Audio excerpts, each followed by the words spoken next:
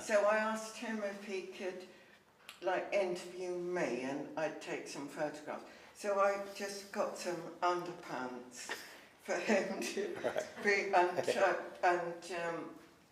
there are, I did some paintings of that, and then there was someone I met a poet who was the person on the floor in there, in that painting. In the Burroughs painting? Yeah, and she knew a lot about the situation with Burroughs, and that Joan had actually put an apple in her mouth. Yeah. And someone at one of my classes recently told me that this is something that they used to do a lot in parties. It was a sort of party trick that she had an apple in her mouth and he would shoot it.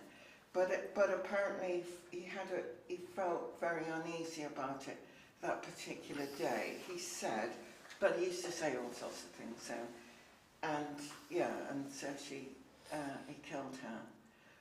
And then he said all sorts of things about that, like he never would have been a writer, if he hadn't killed Joan. And he also said, kill a bitch and write a book. Yeah, yeah. So I think,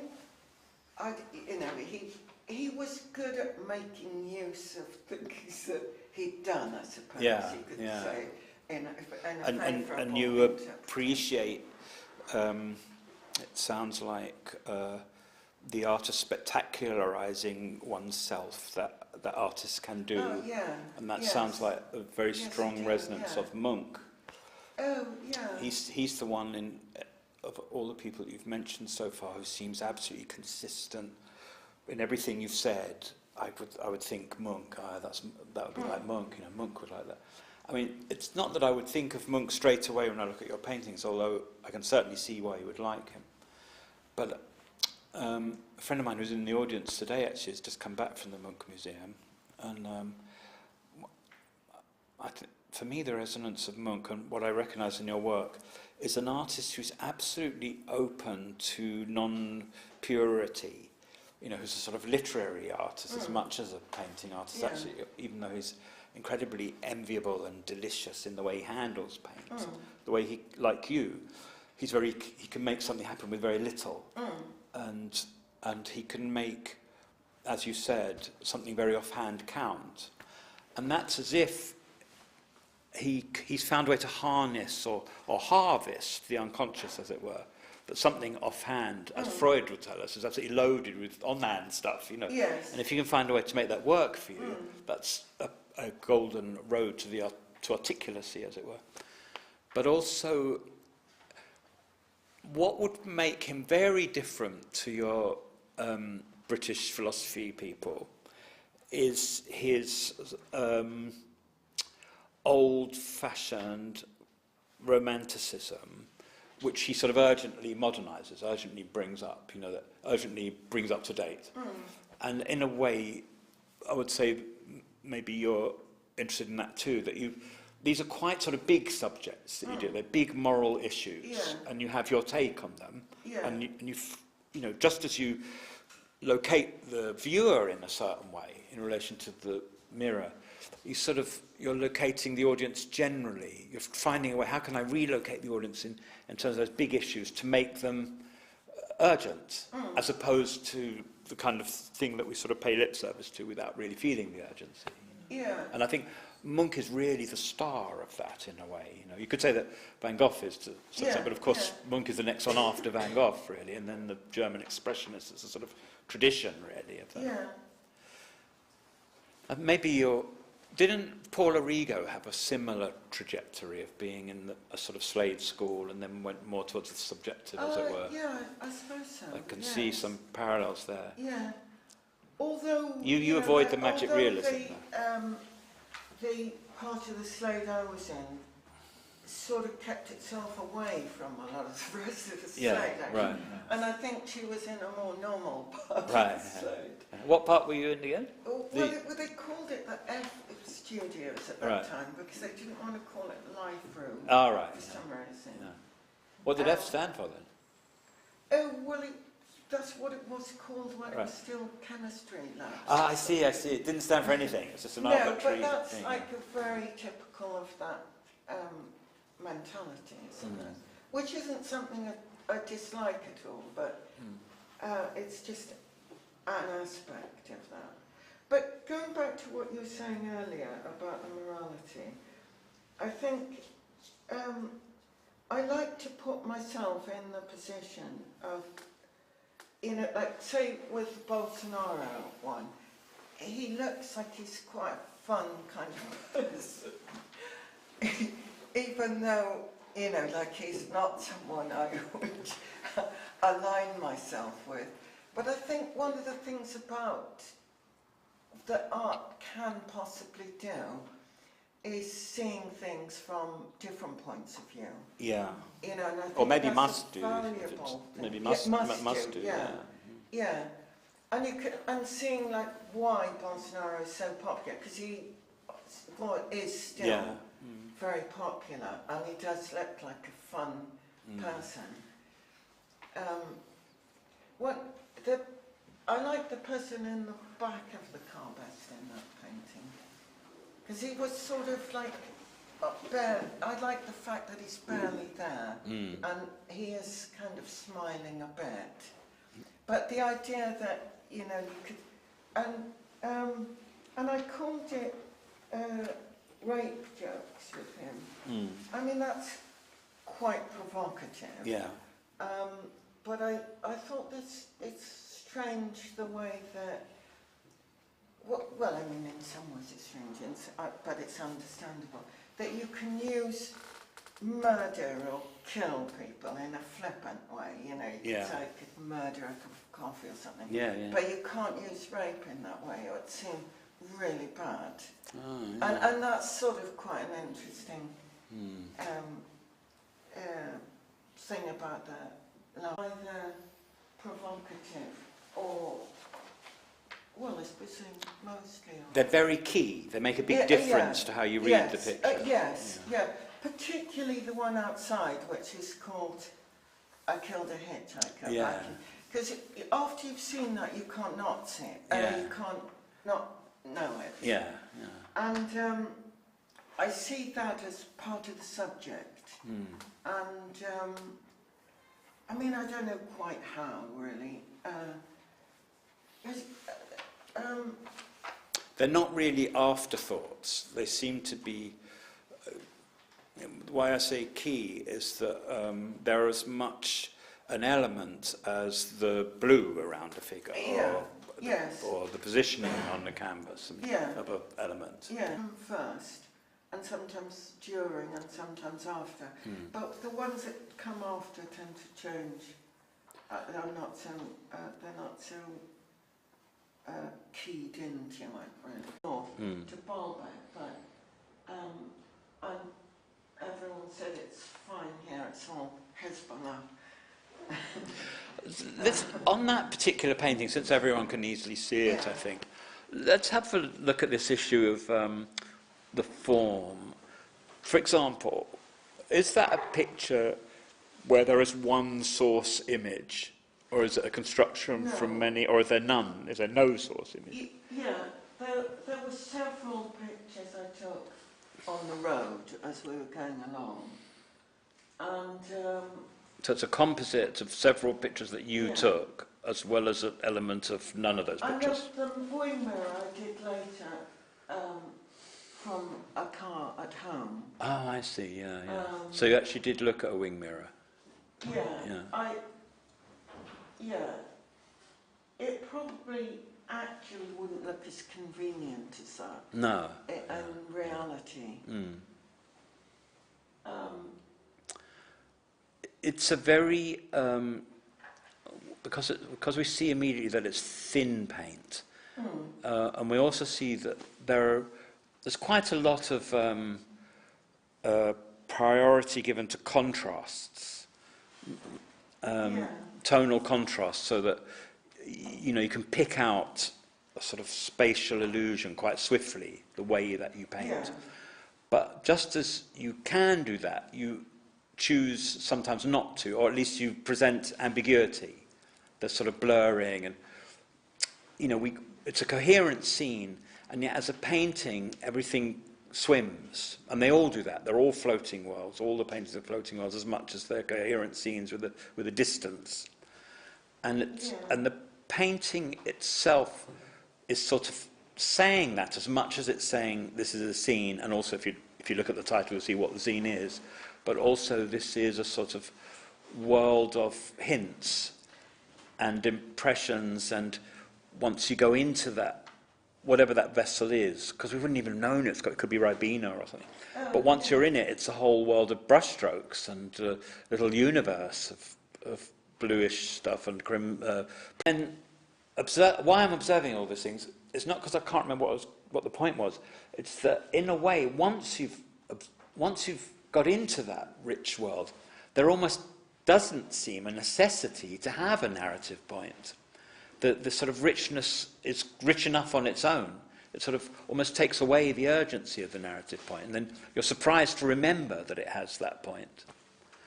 So I suppose I'm just talking about the structure of one's looking, and wondering about the structure of when you make it. What kinds of...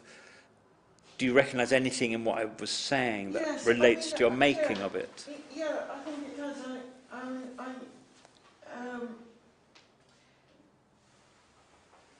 I guess a lot of it just...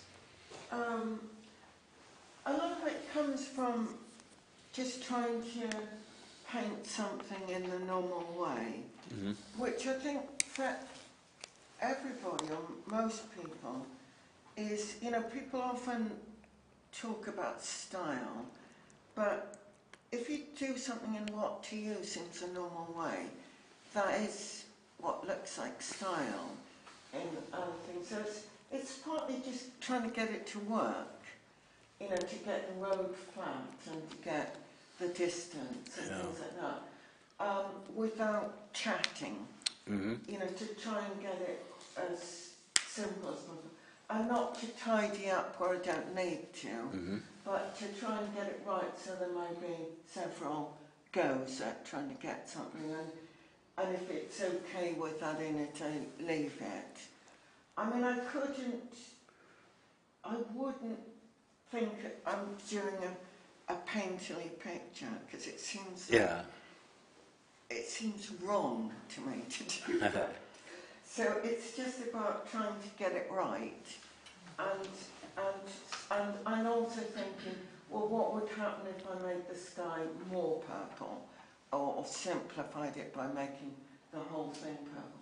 Because there's quite a few things that have been painted over, like there's an aeroplane up on the right, and there's on the coffee cup, I tried to make it like a sort of Islamic coffee cup, because it's on the road to Damascus, but I couldn't find any, and I made one, but then in the end it didn't really work, so I just ended up like that.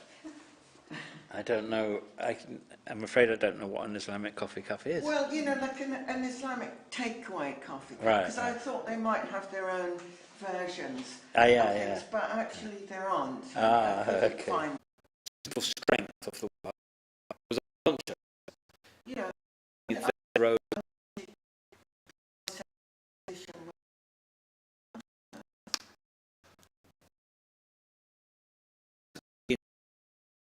A question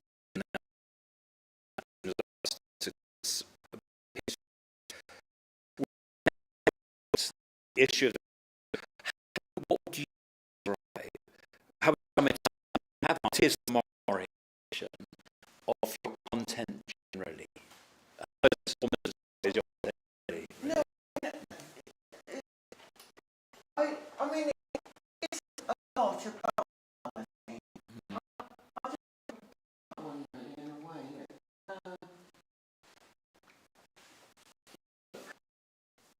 I mean,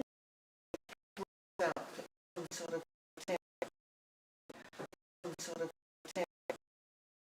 but I very much wanted obvious things.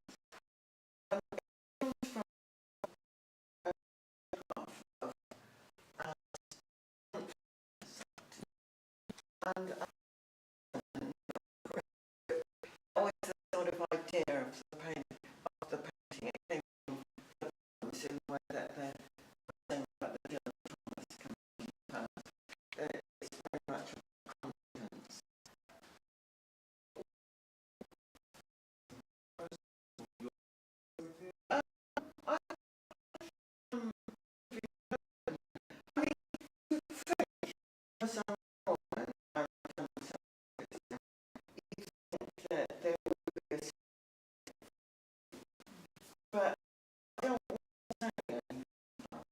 as it were, hot button. All of his issues are, in one way or another, and direct autobiography. I really did write about it. And all they involve universal, of course, bloody hell, you know, different level of person. So there's a different level of personal engagement with the issue, but then maybe there's a similar ambiguity leaving open from picture to picture. That's a heavy subject, you know, rape, murder. He shot his wife. He got away with it and flourished, and even referred to it in a triumphalist way, you know. So, and Epstein is like the most horrible thing we can imagine, and actually it's not nearly as horrible as even a lot of other things, but in a way he's the banner for everything horrible about our existence. So there are issues that are already hot before you approach them. And again, that's the same with Munch, you know, death was hot then because everyone was dying of syphilis or TB, or you know, and he was prepared to look at it from a bourgeois point of view, but also from a rather sort of eating away point of view, like the northern playwrights of those times. So maybe I don't know the answer to my question. There probably isn't one answer, you know, but it sounds as though you're saying that the keeping it open is not necessarily sitting on the fence, because we're not talking about the issues away from the making, that we're talking about them in relation to the making. So it's what can painting do with those, or what can you as a painter do with those issues? It's very much not about sitting on the fence, because, you know, I have views, but I think that when you do a self-portrait as, say, well, anybody really, you start to think, well, what would they think? You know, and maybe they're not surprised. You know, like you automatically, from doing a self-portrait as someone or with someone, you start thinking, you know, what would it be like? What would it actually be like?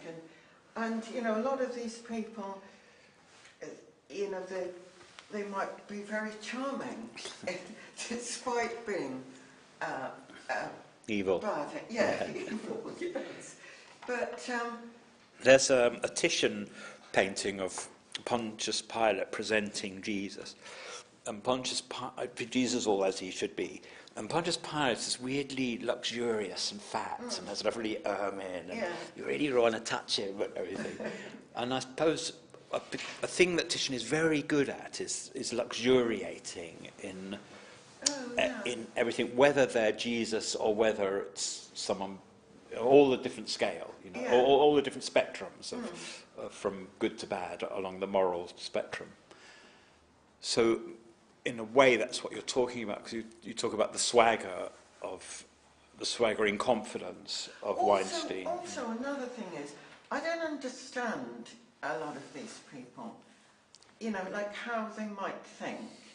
And so that I kind of want to put myself in the position of being with them or being them, to think about, well, you know, how do they think about, how do they get to behave like that? But I mean, my more recent ones are about being with people than being the people.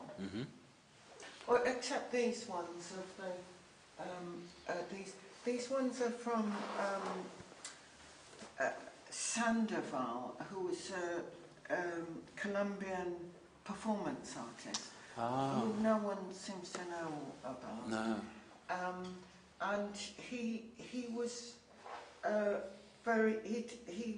he wanted to make a distinction between the aseptic, I don't know if that's how you pronounce it, gallery, and all the problems of crime and drugs and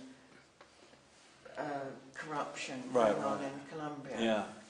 And I saw an exhibition of his in Colombia, and he used a homeless man as a paintbrush. And that's where the picture in there comes from. Ah, wow. And that's like that photographer guy who tattooed poor people. Thank you. Yeah, Santiago Serra. Yeah, yeah. That's interesting. So so he's doing something with somebody, and now you're being with him doing the something. Yes, and I'm kind of. Well, no, I am actually being him. Oh, you're being him, and yeah. That's the homeless man. I see. Yeah. And the fact that I'm photographing it seems morally dubious in some way, that I'm making a record of using this person. And this is another version which... That's the phone up there. Yeah, yeah. I read it as, because I didn't check the title, I read it as a murderer with a cutthroat razor pulling his victim. Now I see what's happening. Yeah. Yeah. So you're always in it somehow. You're either the person, you're kind of being the person, or you're being with the person. Yes. Or in there you're directly picturing yourself. So it's a morality, it's a sort of moral world that you paint. It's a floating world because everything is coming up and floating away just by virtue of the way that you paint, thinly and in veils and glazing, loose glazings. And it's a moral world and a floating world, and it's a slightly cinematic or performative or stagey world. You have a very cinematic angle on things. You know, you place things in a dramatic way. You think about that. I suppose these are the... it's partly position. You know, like we're in that one. It was a studio with a lot of mirrors, and it's partly just... and that's the picture I took with that camera. So that's why it's got that kind of sound. Right. And the victim is in the mirror. Oh no, we're both in the mirror actually.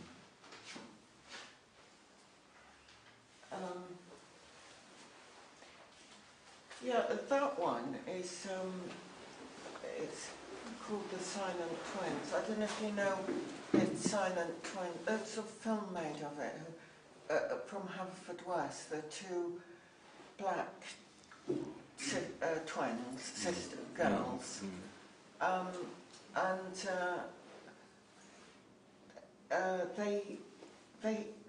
they were put in Broadmoor for a long time for very little, for a very small crime.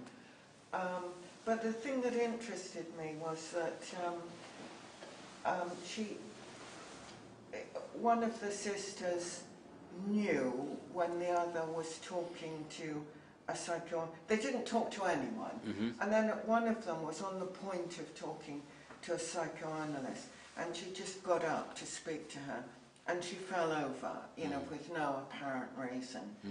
And the other thing was, one of them, they decided one of them had to die, and one of them just died without having anything wrong with them. And just that, my interest in this sort of relates to being in the Caribbean, in particular Haiti. Voodoo. Where this one of the oldest, they're not called gods, but is twins, and there's three of them, and they're both male and female, and it's quite an important deity, and that's what I wanted to suggest with this one. It's in two mirrors, and one of them harming the other, which is what these girls did. And the fact that they were in Haverfordwest, which is near where I live in Wales, was also although I never knew about them at the time. It's incredibly sinister content. Yes, yeah. but that sort of combined with I don't know if they'd ever been to, well, no, I think they hadn't ever been to the Caribbean, but probably the parents were from there. And it just seemed a very strange story. So that's a different kind of, well, I don't know if it's about morality at all, really. And the other side of the self-portrait of as Hemingway, as his twin sister. You know, he used to dress up as his... I didn't know He that. didn't have a twin sister, but his mother... when he was young? His mother really wanted twin girls, and she used to dress him up as if he was the twin of his sister. So behind all this macho was that, and I like the idea of sort of double cross-dressing, and I mean, although it's, I mean, I'm just pretty much being myself, but it sort of relates to a double cross-dressing. Both of those pictures are less about morality than psychology, really. Than psychology with morality almost, as it were, deliberately removed. Yes, that's true. But it's sad that they both are emotional. Immediately one thinks of... Because Hemingway stands for such a strong... well, one can think of many strong associations one would have with Hemingway, ultimately suiciding, actually. But that's pretty interesting that at the beginning is cross-dressing and at the end is absurd masculinity and then suicide. Actually, even when he was being absurdly masculine, he was still doing cross-dressing. It wasn't something he I didn't just know did. that. Oh, he did it always? Yes. Oh, wow. Yeah. So, but I mean, I think that might be part of why he was so absurdly masculine the rest of the time. Oh, that's interesting, isn't it? Well, while their psychological content could pertain to all the pictures, in some ways some of the more moral issues don't necessarily pertain to those pictures. So maybe it's not I mean, I am sort of interested in morality, but maybe that's not really. Would you say that, because I've been sort of pressing you to talk about universal things, would you say that I maybe am pressing on that, whereas for you they seem they're to do with your own interests, if not interests, your own being, you know?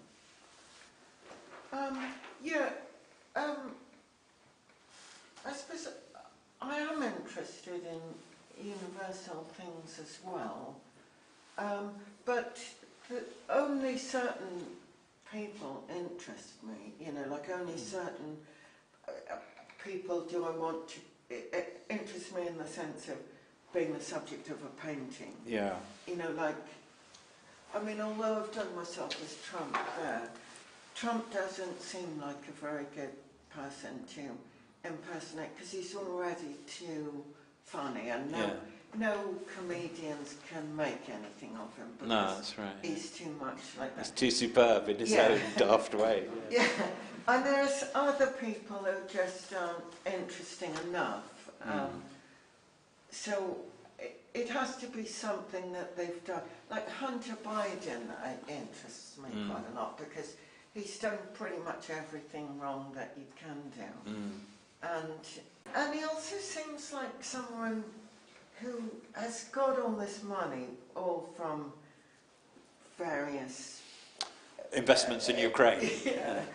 And then he seems like he wants to spend it as quickly as possible because he doesn't want to have it somehow. And so he does trafficking, prostitutes and drugs and everything that he can do. But he doesn't, I mean, he just seems very lost. And that's what interests me about him. I've done a few of him, actually. Film producers have your sort of interest in characters. You know, Rishi Sunak is too watery a person, not going to sustain a series or a movie. But these people, they all would. Yes. They're so richly faceted. There's so many dimensions of either idiocy or fallibility. You know, there's so many ways in which it's interesting to examine them. Well, we turned around this as, to a certain extent, maybe Simon asked a couple of questions. Maybe there's other people who thought of things they'd like to ask Cherry. Or wish to ask. Yeah, go ahead. As you're in so many of your paintings, does it matter that you're not? It doesn't have to be immediately identifiable. Without us talking about it, I wouldn't know that. So. That's a good point. Yeah, what's the critic of the Evening Stand? Sewell, Brian Sewell. Yeah, when I had a painting in the National Portrait Gallery, he said that one of his criticisms was that you wouldn't recognise me at a bus stop. And I don't think you would recognise me in any of these from any of these at a bus stop. So does it matter? I don't know. I think from the so it's obviously important to you in process of making them. I mean, yes, it is. Essential. Yeah, and in some of them, like say this one that's done in the mirror, and that one, and the ones that are done in the mirror, all of the ones that are done in the mirror. It has to be me doing them because I've got to, some of them have to be done from life, because you couldn't photograph it. Well, Biden, Bolsonaro and Epstein all look like them. Oh, yes, But Weinstein, we only would even think that because of the title. Yeah, well, it's sometimes the likeness matters, and sometimes it doesn't. Yeah, but I mean, in the ones with Bolsonaro and Epstein, they actually are playing themselves. Yeah. Whereas when I'm playing them, it's an absurd thing. Right. Because I don't really like any of them, and I don't try to either. Apart from a pose. That's that one is believable, as you. Sort of, but it's a pose rather than of Weinstein. But I can believe that it's a self-portrait as well. Yeah, and that's done entirely from observation in a mirror. In a mirror, yeah. How method are you being when you're painting them? Sorry, how method are you being when you're painting them and re-inhabiting them? Method acting. Yeah. Oh, yeah, a lot. Yes, yeah. No, I think about that a lot. Yeah, that's a good question. Why is it a good question? No, I agree it's a good question, but I'd like to hear why is it a good question. So what was the question? Well, how method is she being, as in method acting? Well, just thinking myself into the person, I suppose. That's what that's a big part of the purpose of the picture is to, not the painting of it, but of the sort of subject of it. Because it's in the news at the moment, it makes you think that Robert De Niro, he famously used to say that to get into a character, he sometimes just needed to think, what shoes did they wear? Everything will come from that. Yes. So when we say method as a technique, there are certain surprising things about it. But when we talk about method loosely, we just mean somehow that person is that person that they're acting. But it is a set of techniques. Yeah. I suppose like in that one it was very much the pose. Yeah. And in this one, the one of as Jackson Pollock. In the car crash. I mean his car didn't crash like that, but it's about that sort of about what I imagine his attitude would be, that like he didn't really care and he was drinking and he had a lot of people with him. Was he smoking? With him. Yeah. That's great. It's very good. And it's sort of, yeah, there was a whole series of paintings I did to do with that subject, because when I was at Yaddo, there was a car, a derelict car in the woods. And so and I asked some people to pose, and everyone liked posing. But there is a person on top of that other car, which you might not notice, with dark glasses. And there's another person on top of just above the foot on the right, which was a man dressed in one of my dresses. But they're kind of throwaway because you can't really Maybe see. the method question is more like how much of an actor are you? It doesn't really matter whether you're method or not method. Yeah. There's a lot of acting. Yes, yeah, yes. And you, that's an important aspect for you of making a painting. Yeah, yeah. Are these finished, this series? Finished? Oh, well, Capped off? I mean, it's difficult to know what you mean by a series, because... The idea, if we just talk about the polychrome, because that seems to be limited by the speed and duration of your paintings, which kind of have a kind of duration feel, which could be like a life or a few life sessions, but they have a kind of speed and a lifetime. Whereas there's more in it to me to be sort of unpicked, which would mean getting out of that kind of normal way of doing things. But it also might mean getting outside of your own practice, so you've not got finished pieces, so they'd be kind of working, deconstructing things. So a couple of things come to mind there. I mean, if this is Cindy Sherman, you can always see it's Cindy Sherman, can't you? There's enough detail there. Whether you would allow yourself to kind of have that sort of pocket of space to kind of make things more observed. To make them what, sorry? Even more observed, so they became more realistic, I suppose. Not that they need to be for the painting's success, but just to explore this kind of role playing and the acting. I'm not sure what you mean by more realistic, though. Well, this thing about do we know it's you, it's an interesting thing, do we know it's you. These are abbreviated. Yeah. And so they're kind of quite animated. The abbreviation you captured brilliantly. But to know this is you being someone in that position possibly requires a bit more sort of detail. So it becomes a more elaborately constructed over time type thing, I suppose. Well, I mean, I have done ones like that, like the one that was in the Women Can't Paint, a self-portrait with a bottle of wine, and a sort of sitting like this with a bottle of wine. That was done over a long period, and it is more like some people say it looks like me, but that doesn't really matter. But yeah, I have done that. You say it doesn't really matter to you. It sort of matters to me that I would know it was you. So it's getting back to this sort of portrait. Yeah. Well, I mean,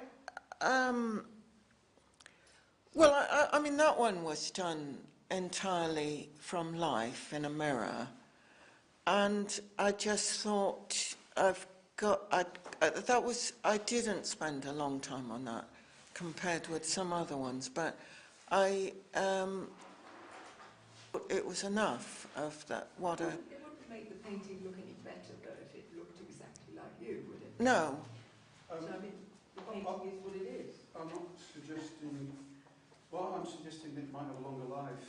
There might be more, possibly, so it would be better. It's a sort of different thing.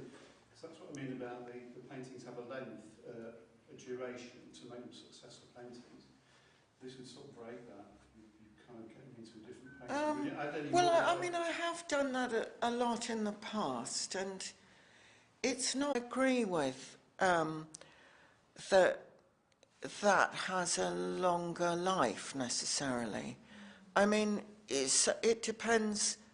It all depends how good things are, really, whether they last, I think, rather than... This one, I'm kind of seeing about 4 paintings sort of squashed on top of each other. Which? The Jackson Pollock. So... What are the 4 paintings? I'm not saying that's probably 3 or 4 or 5. Do you mean different references? Yeah. Ideas, really. So I don't know whether, yeah, they are dead. Is the person dead? Is the person you? Is it constructed? Is it a sort of quickly constructed, you know, in the moment kind of snapshot? It's from photographs that someone else took, because I couldn't do that otherwise. I know that. Yeah, I mean, no, I mean, it's... I'm just sort of going, yeah. I kind of think there's more to get out of it, more sort of flavour to kind of extract, not necessarily a better painting, but there's so many more ideas in it, and are they necessarily being sort of bothered by the kind of speed in which you're getting out of the painting? Aren't very quick, and then get back to... I want them to look quick. I mean, that's the difference, I think. Marcus, are you suggesting that maybe we're consolidating meaning? Are you suggesting that maybe we're consolidating meaning? So Possibly, yeah, because the speed, they have a look of speed, whether they take a long time or not. And so Yeah. they're quite kind of stylistically complete. That is your style. That's not that's, there's more to extract for me personally. Whether that is a limitation that kind of leaves some things under extracted. What I like about them is that they're unfinished and they're open. Because I think one thing I think you're trying, I interpret you saying, Max, is that the more finished it becomes, the more congealed it becomes, and the more stuck it'll become in its paintedness. I think the opposite. Really? But what I like about them is that they are open, and also open for you, not so you can move on to the next one. I think the look of speed is integral to the content in a way. So in that painting there, the fact that it looks as if it's painted quickly is almost as if she's trying to capture something that she's seen. That's on the move. Yeah.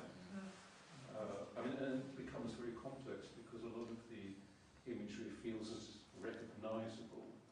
I think I've seen these before. I'm not someone who reads titles, but I kind of recognise these moments, and that puts me in a particular position on the psychology morality spectrum also.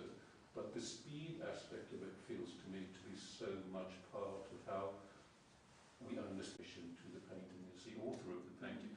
The specificity of certain things which start to get in the way. The specificity of his shorts or the shirt or the painting of the mirror, I think it would slow you down a little bit and change how you understood the painting. So for me, the speed is kind of crucial.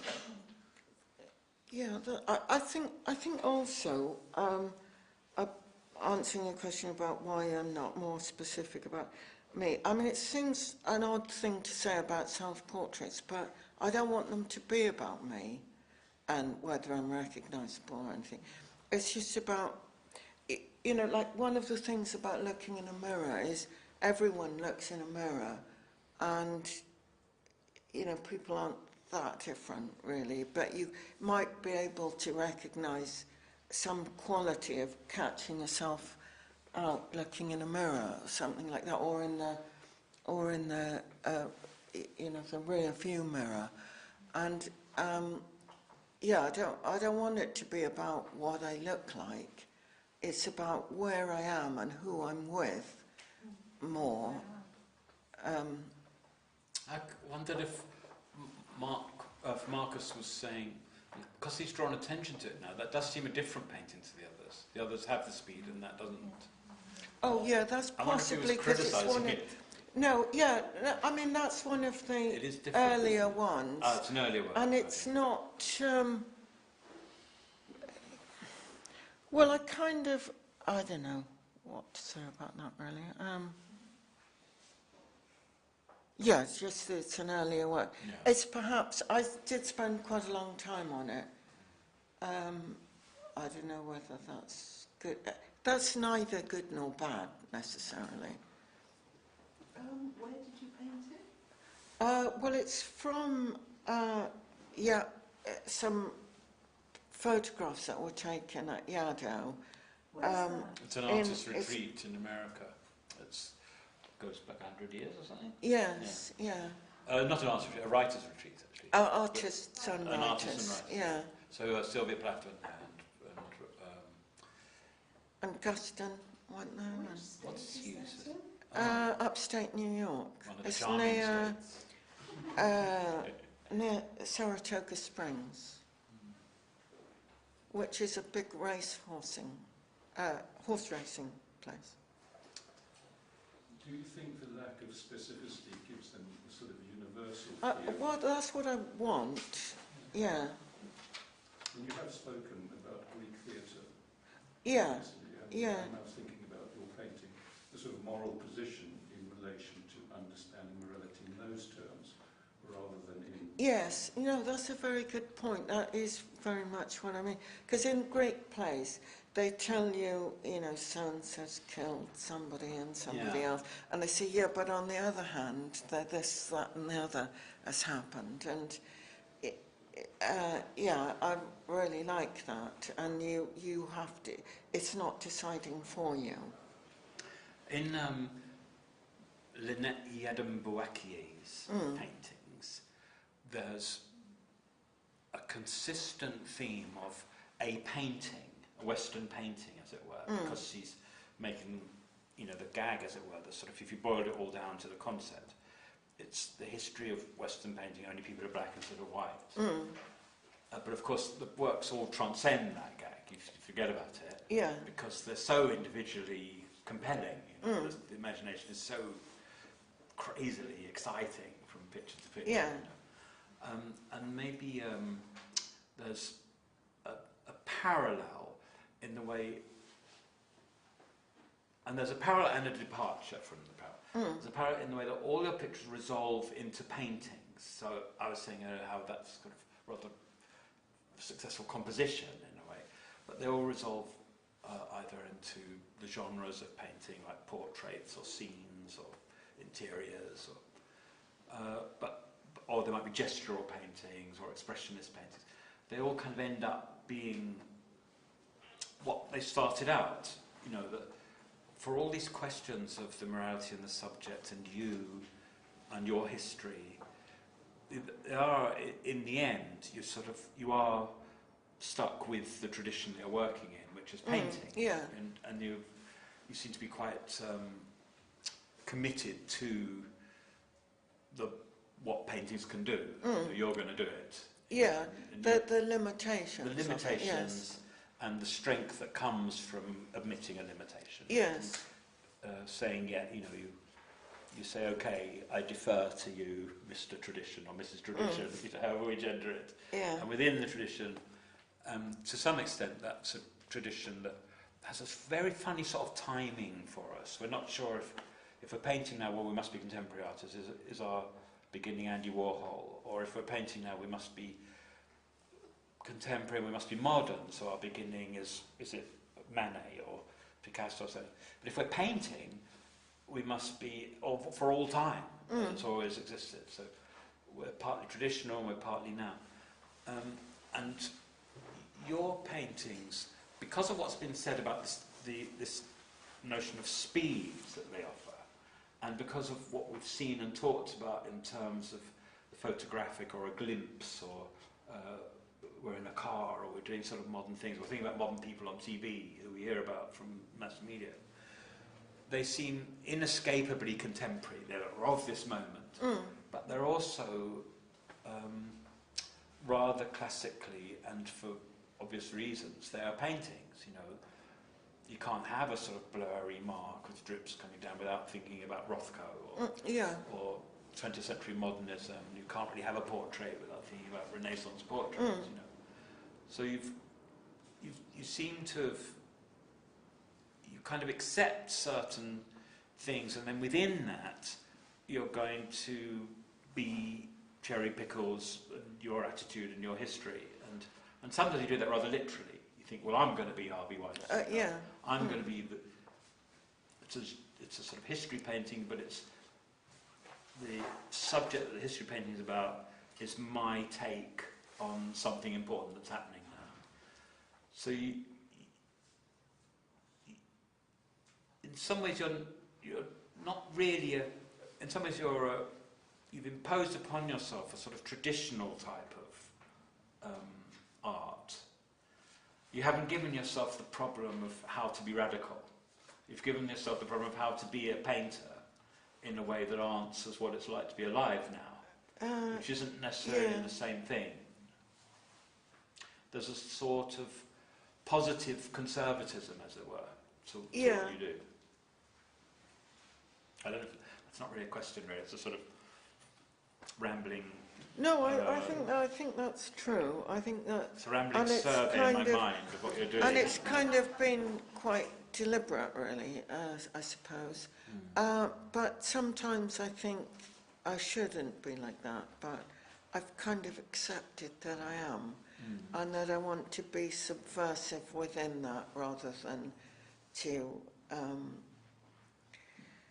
well, I mean, someone like Sandoval,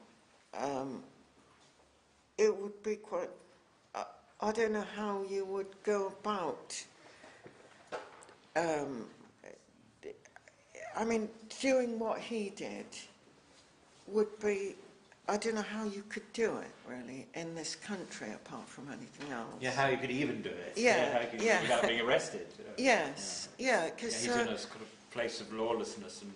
Yeah, because one of the lawless. things he did was to get, I don't know if it was an imprisoned person or someone who died, I don't know how, and I don't know whether he had any relations, and dragging this person until there was nothing left. Oh.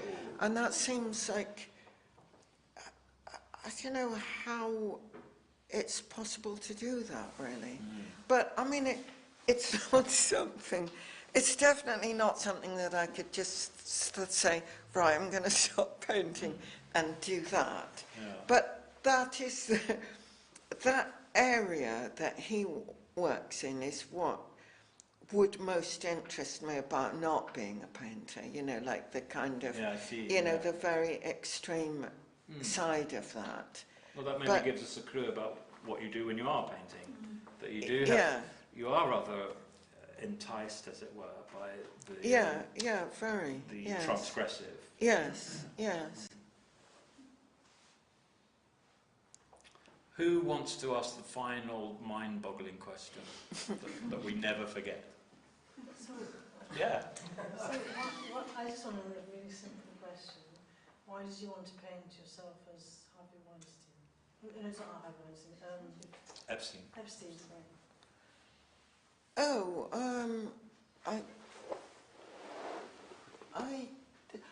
Well, it was a good picture of him laughing.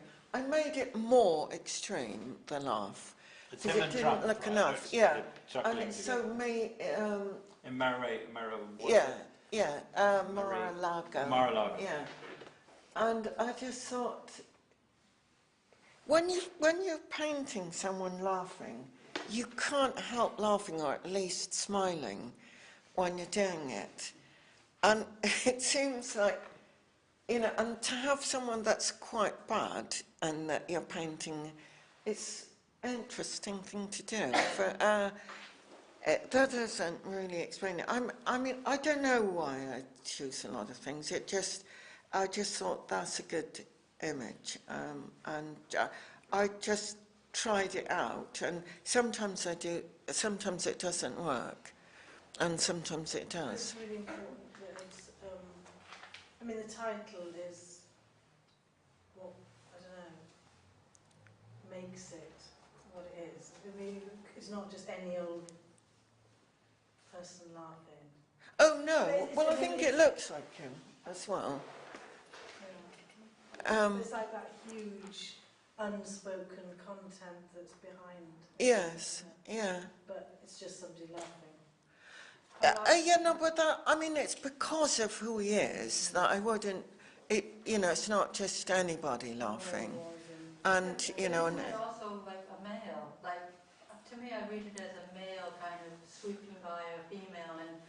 Oh, well, yeah. No, I think they were probably... You talked about the male-female kind of issue that is in all of his work. Yes, yeah. Because in that painting I see, that yeah. kind of like arrogance and violence of the male. Yeah, no, it definitely is in that. Yes, that's something Well, I that's haven't... huge. Yeah, it is huge, and I haven't talked about it, but it is huge. And I think it's so good because it's not like, oh, isn't it terrible that he did that and he was in La.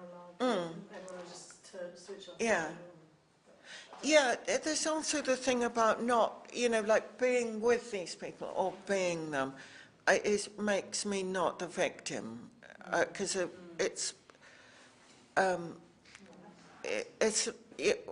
we see enough of that. Yeah. Does it give you a certain sort of freedom to put yourself in the shoes of all these bad boys? Oh yeah, very much so. Yeah. I mean, the thing about the Pollock car crash is that for a long time there wasn't really much voice given to the fact that he killed a woman in that crash and injured the other woman, could easily have killed the other woman, and that had he lived, he would have been imprisoned. For 10 years or something. Yes. But whereas in recent years, he has substantially, not wholly, he is a little bit cancelled. He's substantially cancelled, and that's the reason. Because there's the issue that Lee Krasner's career was sort of had to be sacrificed for him, and really her big successes after her death. But that's tied to the fact that there's a literal killing of a woman in the mythology of Pollock, which took a long time to ever be voiced. It wasn't that it was kept secret, it was just that no one thought that's bad. They just thought, it's tragic. The tragedy of this hero involved, some woman dying in the garden. Whereas now we're in this climate of revision, very, very dramatic revision, where we don't exactly know, this was a rocky boat, but we know we must be on this trip. We've got to do this revising about the injustice, and we're seeing where it's going to go. Well, that's what I think when I say that. Yes, it's a very good point. It's a good point. It's a very good point. I mean, you have to think about how every woman is going to view his work. Yeah. Yes. Every woman is... Yeah, because they were obviously talking about women in this. We assume that they're leery. Yeah. They're doing their horrible talk. And it's more like confronting people rather than saying a point of view. Because it kind of makes you more angry if you see someone laughing, really, doesn't it, than if you see a victim saying, I don't know, whatever you might say. Goya was very good at showing the royal family in a way that nobody knows to this day if he thought I am satirising them. Yeah, that's really They didn't good. think it. Yeah. They weren't hiring him. He doesn't seem to have. Yeah, no, I think that's really good. We see these grotesque, laughable phantoms on a funny stage, looking crazy.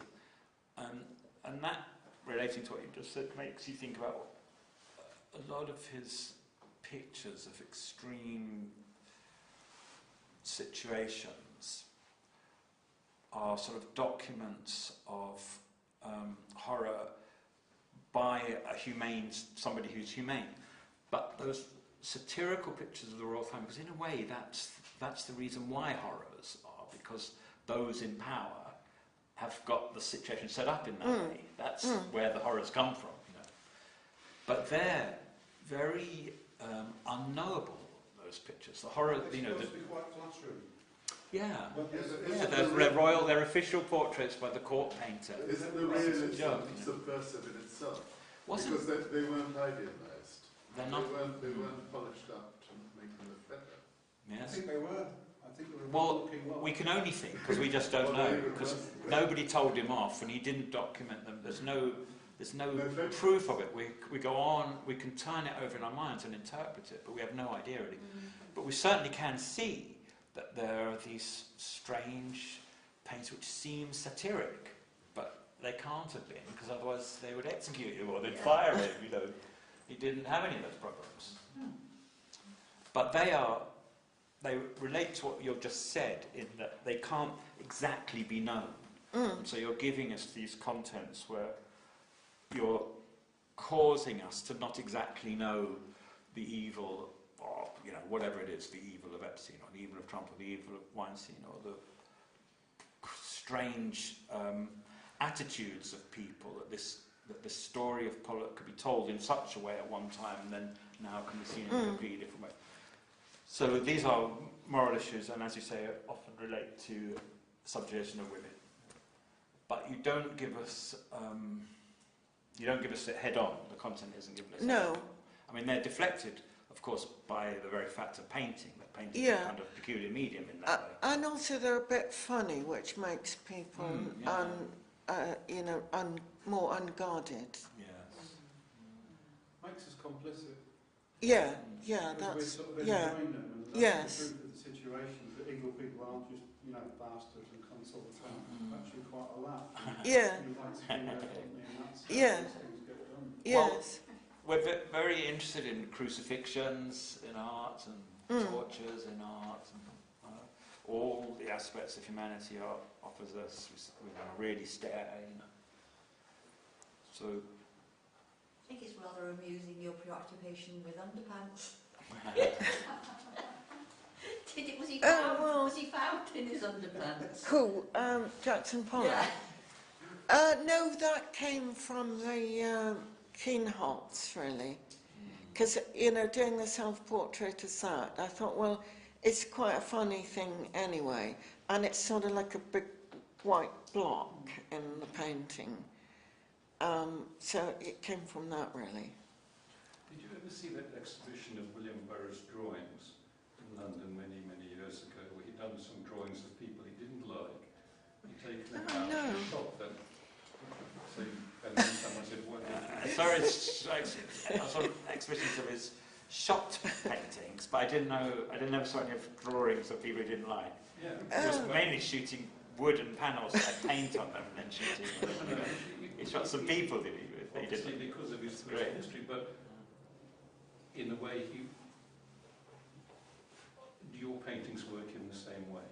I mean, are you sort of literally shooting these people? Well, I'd like to leave it open to that interpretation, certainly. But just they're dark paintings, you know. Yeah. Dark paintings.